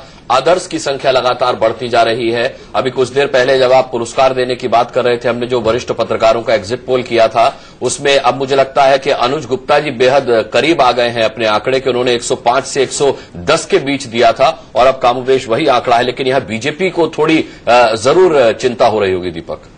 बिल्कुल, बीजेपी को चिंता ही नहीं हो रही होगी, बल्कि जो नरेंद्र मोदी का नारा था कि हमें बहुमत दीजिए, स्थायी सरकार के लिए वोट दीजिए, पूर्ण बहुमत दीजिए ताकि भारतीय जनता पार्टी महाराष्ट्र का विकास कर सके, वो नारा जो है असफल साबित हुआ है। लोग ये मानकर चल रहे थे, पॉलिटिकल पंडित ये मान के चल रहे थे कि वर्केबल मेजोरिटी जिसको कहते हैं, काम चलाऊ बहुमत, वो मिल जाएगा। लेकिन काम चलाऊ बहुमत से भी भारतीय जनता पार्टी बहुत दूर है। उसको एक पूरा अलायंस करना पड़ेगा यहाँ पर, और जो सबसे बड़ी संभावना दिखती है वो शिवसेना दिखती है। लेकिन शिवसेना इतनी आसानी से भारतीय जनता पार्टी के लिए मानने वाली नहीं है। तो अब जो संभावनाएं दिखती हैं उसके हिसाब से भारतीय जनता पार्टी को अच्छी खासी मशक्कत करनी पड़ेगी शिवसेना को मनाने के लिए। और दोनों के बीच जो संबंधों में खटास हुई है, नरेंद्र मोदी पर जिस तरह के हमले भारतीय जनता पार्टी को नागवार गुजरे हैं, जो सामना में उनके ऊपर लेख लिखे गए थे, उन दोनों तमाम चीजों को देखते हुए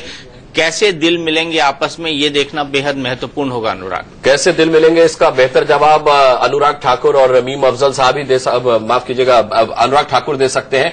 अनुराग ठाकुर, यहां थोड़ी बेचैनी बढ़ गई है और शिवसेना मेरे ख्याल से बहुत संतोषजनक होगी इस मामले को लेकर के कि ठीक है, अगर अब आप बात करते हैं तो वो अपनी शर्त आप पर थोप सकते हैं, क्योंकि आप उतनी अच्छी स्थिति में नहीं है। रुझानों में 121 तक जाकर अब 108 तक आ चुके हैं आप। और इलेक्शन कमीशन के वेबसाइट पे 103 है जी। के तौर पर मुझे लगता है जो हमारी उम्मीदें थी उससे कम सीटें आज महाराष्ट्र में दिख रही हैं। और जिस तरह की राजनीति शिवसेना ने चुनाव के समय की, बिलो द बेल्ट हिट करने का भी प्रयास किया है, शायद उससे बहुत दुख भी हमें उस समय पहुंचा। और आज जो नतीजे हैं वो भी कहीं ना कहीं 110 सीट के आसपास हमें दिखाए जा रहे हैं।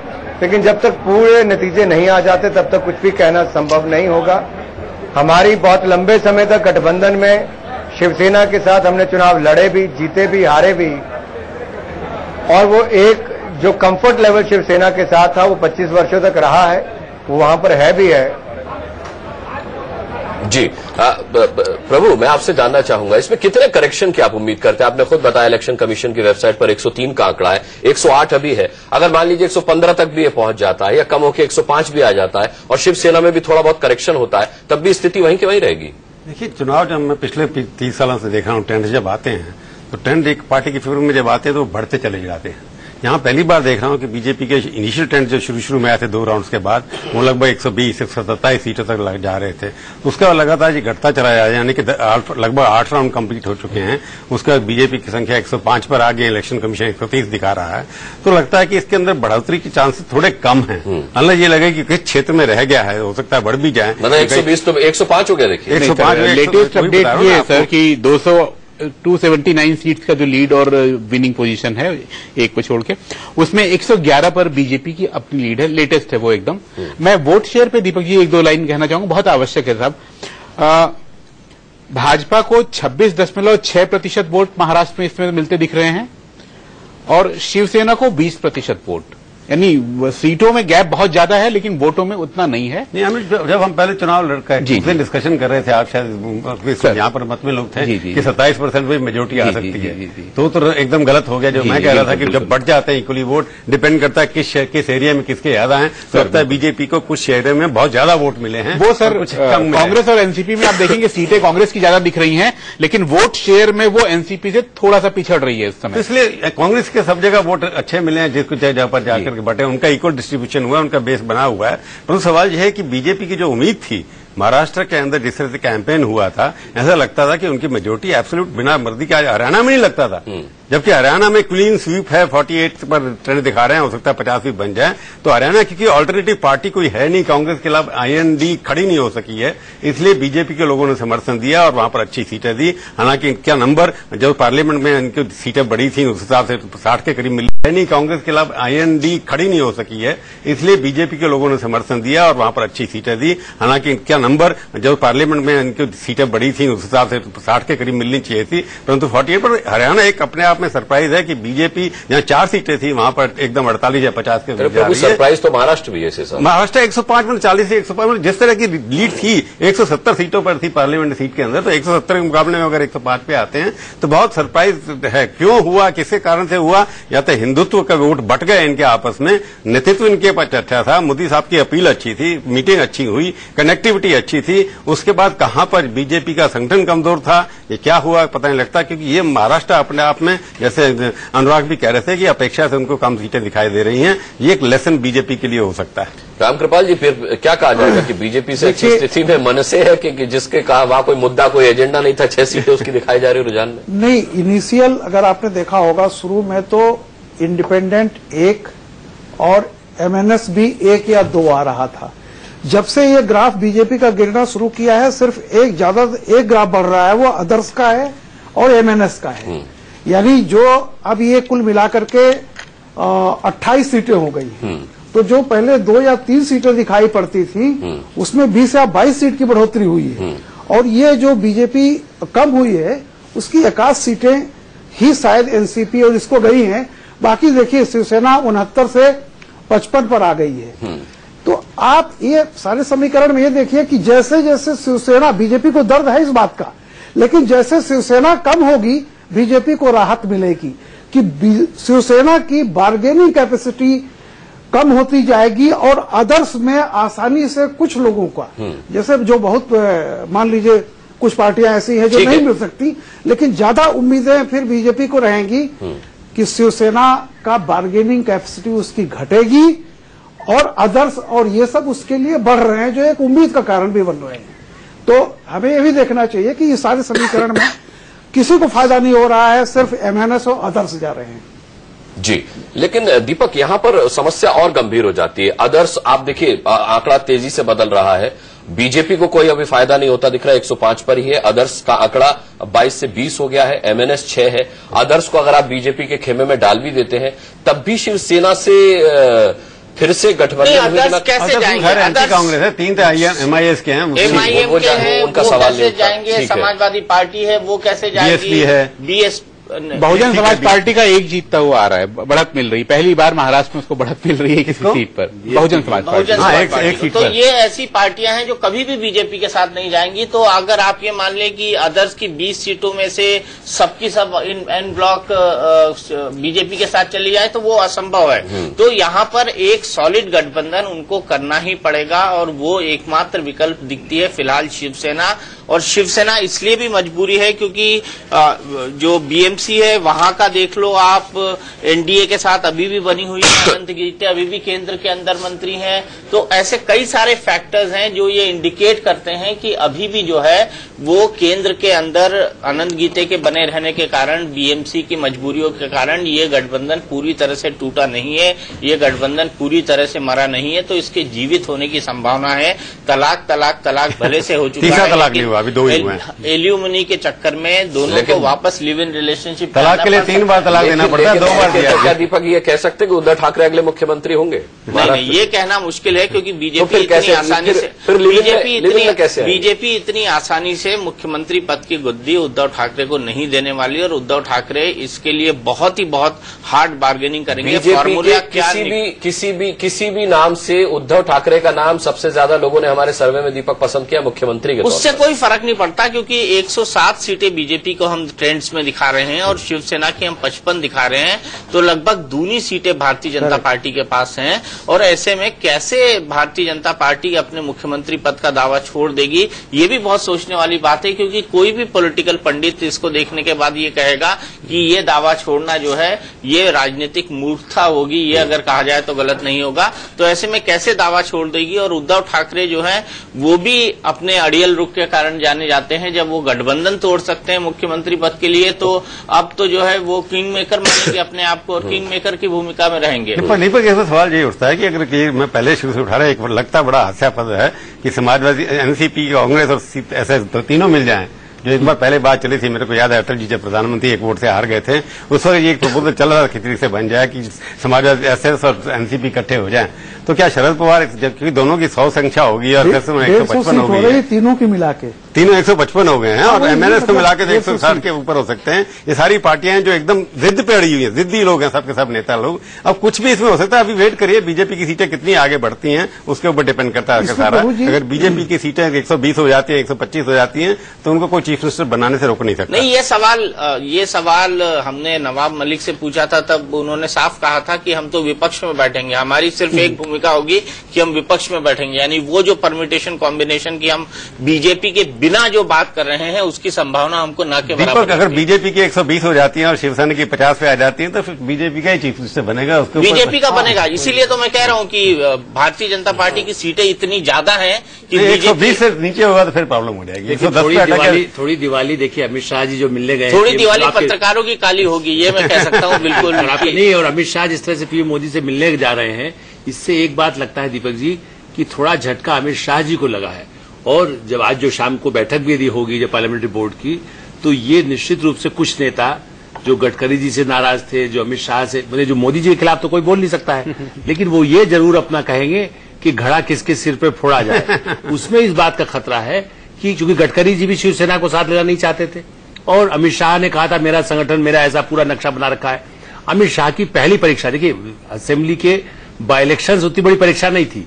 महाराष्ट्र में अमित शाह का दावा यह था कि हम 150, 160 तक सीटें ले आएंगे, उनको सबसे बड़ा झटका लगा है। पर एक बार हरियाणा के अंदर 50 सीटें लेके आ रहे हैं, ये तो मानिए जहां 4 सीटें, तो हरियाणा का क्रेडिट तो दूसरे लोग लेंगे, वो सुषमा जी भी लेंगी, कैलाश वर्गीय लेंगे, कैलाश वर्गीय किसने भेजा? कैलाश वर्गीय को नहीं मिलेगा। नहीं, कैलाश वर्गीय को किसने चुना? सवाल ये कि वो अमित शाह ने वहां पर हरियाणा के अंदर अच्छी टीम खड़ी की थी, ये तो स्पष्ट है, वहां से लोगों को डिफेक्ट भी कराया, तो हरियाणा का क्रेडिट तो अमित शाह को देना ही पड़ेगा। और ये जितनी 110 सीटें आई हैं, बुरी परफॉर्मेंस रही हैं, हालांकि जितना हल्ला मचा रहे थे उतनी नहीं है, थोड़ा झटका बीजेपी को जरूर लगा है, और अल्टीमेटली परफॉर्मेंस बीजेपी की जितनी होनी चाहिए थी महाराष्ट्र में उतनी नहीं है, परंतु हरियाणा में एक किसी से मिरेकल किया है, और महाराष्ट्र में थोड़ा कोई ना कोई, आप कहते हैं कि ठीकरा किसके सिर पे फूटेगा, दूसरी बात है, करेंगे ही ना, 110 और 115 सीटें क्या करेंगे? सिद्धार्थ नाथ भी हमारे साथ अब जुड़ गए हैं, उनसे पूछ रहे थे, वो कुछ कहना भी चाह रहे हैं। सिद्धार्थ जी।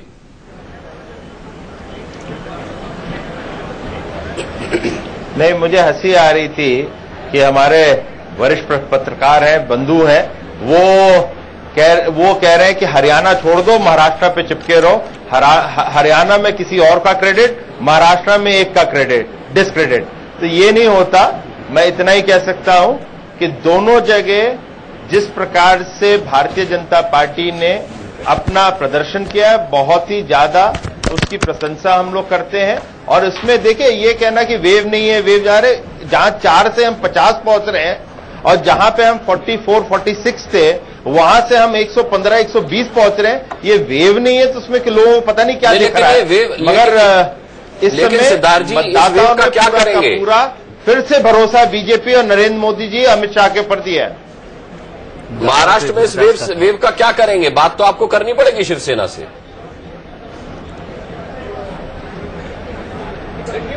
वो समय बताएगा किससे बात करेंगे और क्या करेंगे। मगर एक चीज साफ है कि मुख्यमंत्री, ये आज आपके चैनल पे मैं बोल के जा रहा हूं, मुख्यमंत्री भारतीय जनता पार्टी का दोनों जगह राज्य में बनेगा और दोनों जगह एक स्टेबल और एक सकारात्मक और सुशासन वाली सरकार चलेगी। मुख्यमंत्री, ये दावा है आपका सिद्धार्थ? ये बीजेपी का ऑफिशियल स्टैंड है? हम मान लें इसको कि ये बीजेपी का ऑफिशियल स्टैंड है, दावा नहीं, भरोसा भी है।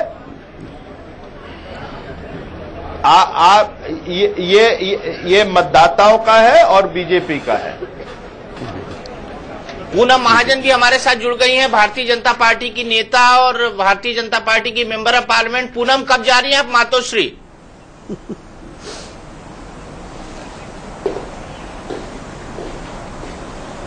मैं मातोश्री वैसे भी पर्सनली बहुत बार जाती हूँ, लेकिन मुझे इस प्रश्न का सवाल समझ नहीं आया कि आज क्यों पूछ रहे हैं आप।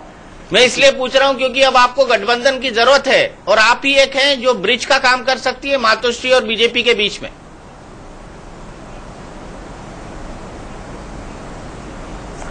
नहीं, भारतीय जनता अभी जो ट्रेंड्स आ रहे हैं, अभी 11 बजे हुए हैं, मुझे लगता है ट्रेंड्स के रूप से जब आप देखेंगे महाराष्ट्र, पिछली बार भी मैंने आपके एग्जिट पोल पे कहा था सबसे कॉम्प्लेक्स चुनाव है। 5 कॉर्नर फाइट के रूप से हम उसे देख रहे थे, लेकिन इस बार 2 to 3 कॉर्नर फाइट हो रही है और बहुत ही छोटे छोटे मार्जिन से भारतीय जनता पार्टी जीत रही है, क्योंकि वो अरिथमेटिक थोड़ा कम ज्यादा होता होगा। लेकिन अभी भी मैं कहती हूं कि भारतीय जनता पार्टी पूर्ण बहुमत के रूप बिल्कुल जाएगी। 12-1 बजे आप उसका पूरा रिजल्ट भी देखेंगे और समझो जो कोई गणित के रूप से सीट की कमी या ज्यादा होती होगी, तो मुझे लगता है पार्टी में हमारे पार्लियामेंट्री बोर्ड और महाराष्ट्र की जो कोर कमेटी है वो साथ में मिलकर उसका कहीं ना कहीं निर्णय लेगी। पूनम, लेकिन परेशानी बढ़ गई है बीजेपी के लिए। ये तो आप मानिए कि बिना बातचीत के मसला सुलझेगा नहीं, भले आज हो, कल हो या कल के बाद हो, दिवाली के बाद हो।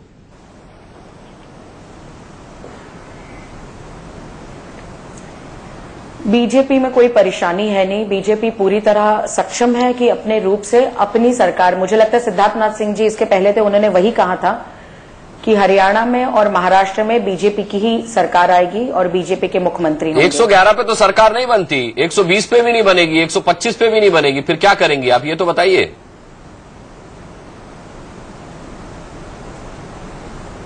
मैं कह रही हूं कि आप 1 घंटा 2 घंटा रुकिए, रुझान इतने जल्दी बदलेंगे। मैं अपने चुनाव क्षेत्र का उदाहरण देती हूं, जहां पे हम 200 वोट से पीछे थे और एकदम से 3000 वोटों से आगे गए। कुछ एक ऐसा चुनाव क्षेत्र जहां पे हम 15 वोट से पीछे है और आपको पता नहीं आने वाले 3-4 राउंड में क्या होगा। तो ऐसी बहुत सारी कॉम्प्लेक्स सीटें हैं जहां पे आप 145 150 हो जाएगा, सरप्राइजिंग रिजल्ट दिखाई देंगे। पूनम, क्या 145 150 हो जाएगा? मेरा विश्वास है कि मेरा विश्वास ये है, मैं आंकड़ों पे अभी खेलना नहीं चाहती, लेकिन मेरा विश्वास ये है कि हम अपनी पूर्ण बहुमत की सरकार बनाने के लिए पूरी तरह तैयार रहेंगे। ये कैसे पूर्ण बहुमत की सरकार बनेगी दीपक? इतना विश्वास, इतना भरोसा 111 पे, इतना करेक्शन तो नहीं हो सकता इसमें। इतना करेक्शन नहीं हो सकता, पूनम भी ये जानती है, लेकिन वो मंजी हुई राजनेता हैं, उन्होंने राजनीति विरासत में सीखी है, इसलिए वो इस विश्वास को हमेशा व्यक्त करेंगी। लेकिन हम चलते हैं पंकज शर्मा जी के पास। पंकज जी, बीजेपी के लोग कह रहे हैं कि कांग्रेस मुक्त भारत बनाने का उनका ख्वाब धीरे धीरे पूरा होता जा रहा है।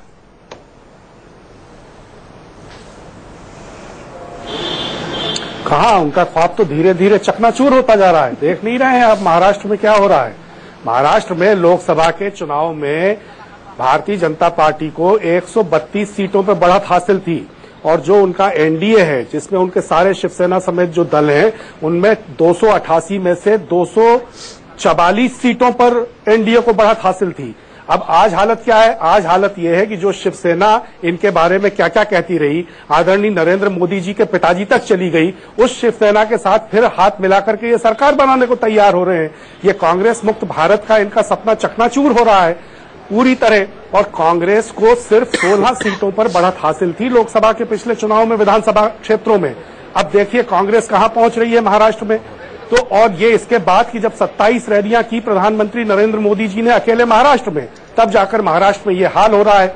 और अगर एनसीपी के हमारे साथियों की कुछ कारगुजारियां ऐसी न होती जिनका खामियाजा कांग्रेस को भुगतना पड़ता, तो कांग्रेस तो पता नहीं कहां होती इस वक्त।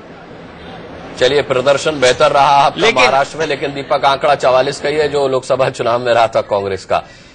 लेकिन हम अच्छा, उद्धव ठाकरे ने शिवसेना की बैठक बुलाई है, चुनाव नतीजों को लेकर बैठक बुलाई गई है और इस बैठक बेहद महत्वपूर्ण रहने वाली है। मातोश्री में बैठक बुलाई गई है। हमारे संवाददाता अभिषेक इस पर हमसे थोड़ी देर बाद बात करेंगे, लेकिन उससे पहले चलते हैं सिद्धार्थनाथ सिंह के पास। सिद्धार्थ, कांग्रेस मुक्त भारत का सपना जो है आपका पूरा नहीं होने वाला, ये दावा है पंकज शर्मा जी का। ये पंकज जी को पहले तो समझना पड़ेगा कि 2 राज्यों में वहां पे आपकी सरकार थी, वहां से आप हट गए, वहां से चले गए। ये आप और कहीं भी आप अपने ध्यान से देखेंगे तो भारत में अपने फुटप्रिंट्स कम पाएंगे और ये जो फुटप्रिंट्स कम हो रहे हैं ये कांग्रेस मुक्त भारत की तरफ ही हो रहे हैं। और दूसरा, पहले बड़ी बड़ी बातें करने से पहले अपने अंदर भी झांकें। आप 82 से आज 44 पे आ गए हैं, इसका जरा आप, और वो भी 82 में आप गठबंधन में लड़ते थे, अब जब आप आए हैं 44, वो आप आए हैं जबकि आपने 288 में से मेरे ख्याल से 278 सीट्स लड़ी है, तो आपका स्ट्राइक रेट भी कम हुआ है। थोड़ा सा इंट्रोस्पेक्शन करें, इतना ना सोचें अपने बारे में, मगर अपना इंट्रोस्पेक्शन करें कि भाई आपके साथ क्या हुआ, कहां गया वो जो मैजिक आपके पास एक है जिसको आप कहते रहे राहुल गांधी और सोनिया गांधी का मैजिक, वो कहां रख गया और जो जनता है वो आपसे क्यों खिन होती जा रही है। इन चीजों पे ध्यान दें।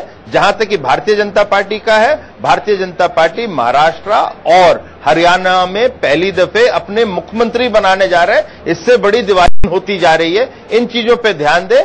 जहां तक कि भारतीय जनता पार्टी का है, भारतीय जनता पार्टी महाराष्ट्र और हरियाणा में पहली दफे अपने मुख्यमंत्री बनाने जा रहे हैं, इससे बड़ी दिवाली की हम लोग को मोदी जी क्या गिफ्ट दे सकते हैं। और ये मोदी जी अमित शाह के जो कॉम्बिनेशन उसने दिया है, ये छोटी बात नहीं है। आपको 132 पे हुई थी, आप कहां से कहां आ गए, ये देखिए आप। ठीक है, अभिषेक शर्मा हमारे साथ इस वक्त। हम लोग मुख्यमंत्री बनाने की तरफ चले गए, कांग्रेस वहां से लीडर ऑफ ऑपोजिशन भी नहीं बना पा रही है आपके। ठीक है, आते चर्चा में वापस। अभिषेक शर्मा मुंबई से हमारे साथ जुड़ गए। मातोश्री में उद्धव ठाकरे ने जो बैठक बुलाई शिवसेना की, उस पर क्या कुछ अपडेट है अभिषेक? अनुराग, देखिए करीब 12 बजे के आसपास उद्धव ठाकरे ने माधोश्री में, जिसमें तमाम जो कद्दावर नेता हैं शिवसेना की तरफ से वो जुटेंगे और बाकायदा एक मीटिंग जो बताया जानकारी मिल रही है कि एक मत से उद्धव ठाकरे को सौंप दिया जाएगा। उद्धव ठाकरे अंतिम फैसला करें कि आखिरकार आगे किसे समर्थन देना है और क्या क्या शर्तों के साथ समर्थन देना है।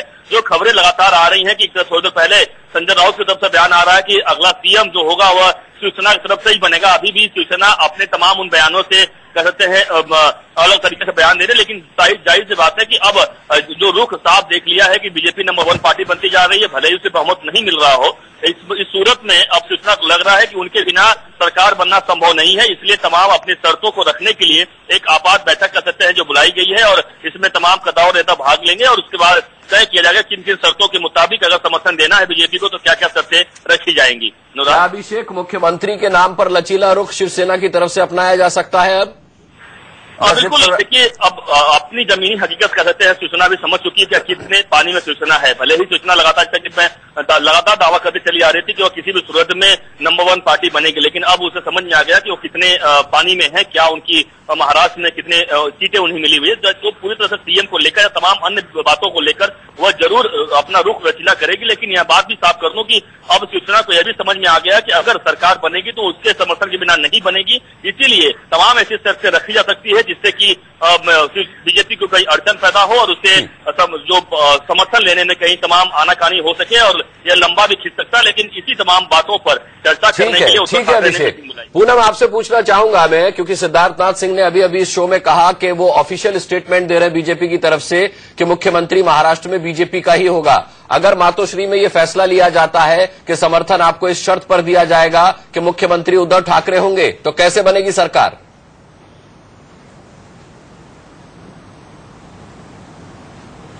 सबसे पहले जो ऑफिशियल स्टेटमेंट सिद्धार्थनाथ ने दिया, क्योंकि वो स्पोक्स पर्सन पार्टी के हैं और उस पर पार्टी पूरा विचार करेगी। दूसरी महत्वपूर्ण बात, अभी कौन क्या बनेगा, किस रूप से गठबंधन का अभ्यास होगा, वो तो मैंने पहले भी कहा कि महाराष्ट्र की टीम प्रमुख नेताओं की और पार्लियामेंट्री बोर्ड की मीटिंग में हमारे अध्यक्ष जी जो पार्लियामेंट्री बोर्ड की बैठक लेंगे उस रूपी विचार होगा। मुझे लगता है इस पर मैं ज्यादा टिप्पणी देने से ठीक नहीं रहेगा। नहीं, टिप्पणी केवल मैं एक आकलन पूछ रहा हूं आपका कि अगर शिवसेना अपने रुख पर अड़ियल रहती है तो फिर आपके लिए क्या राह मुश्किल नहीं होगी, क्योंकि शिवसेना जानती है कि बिना उनके अब सरकार आपकी बनने वाली है नहीं।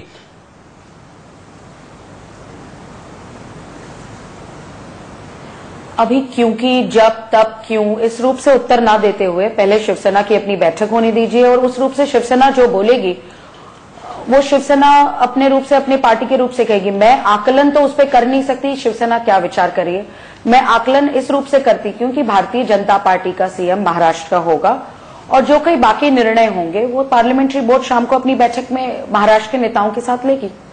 ठीक है, क्लाइड क्रिस्टो भी हमारे साथ इस वक्त एनसीपी से जुड़े हुए हैं। क्लाइड, मैं आपसे पूछना चाहूंगा, क्योंकि शिवसेना की तरफ से ही ये आवाज उठी थी, आरोप आया था कि आप और बीजेपी के अंदर कोई अंदर खाने डील चल रही है। मैं पूछना चाहूंगा, क्या इस बारे में कोई प्रकाश आप रोशनी डाल सकते हैं कि बीजेपी के इस भरोसे के पीछे आखिर आधार क्या है कि मुख्यमंत्री उन्हीं का बनेगा, जबकि खबर ये आ रही है कि शिवसेना उद्धव ठाकरे के नाम पर अड़ी रहेगी?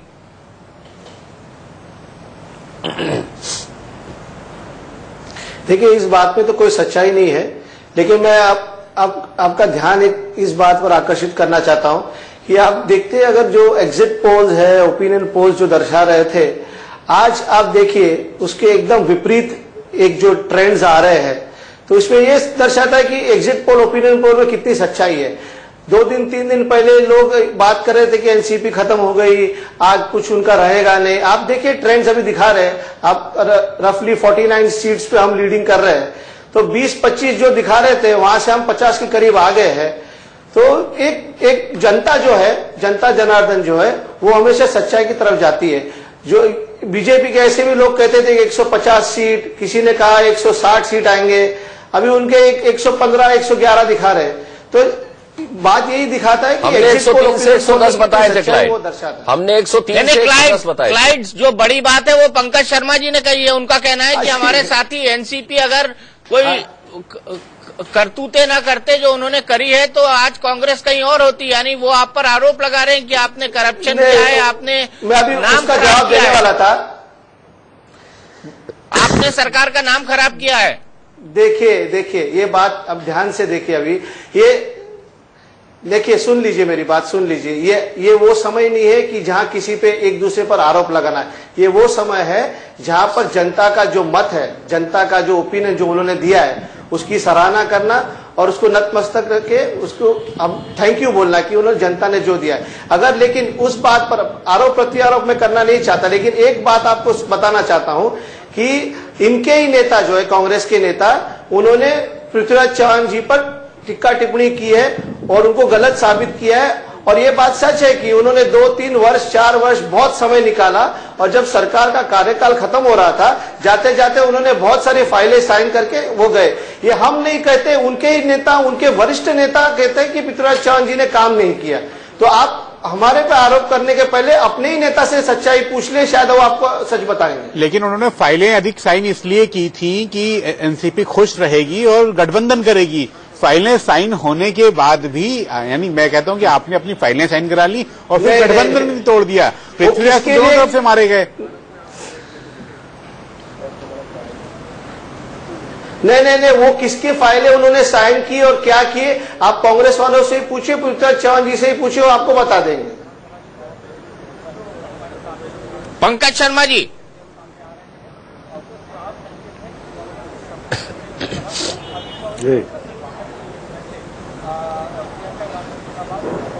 बताइए।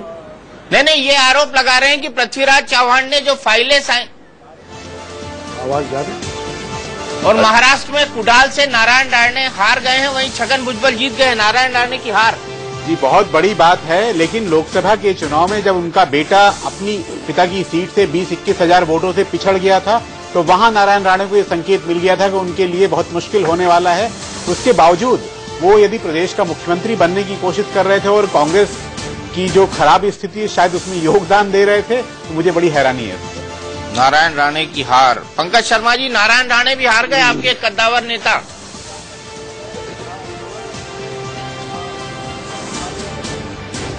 हाँ, जनता का जो फैसला है वो सिर माथे है, इसमें कोई टिप्पणी नहीं की जा सकती।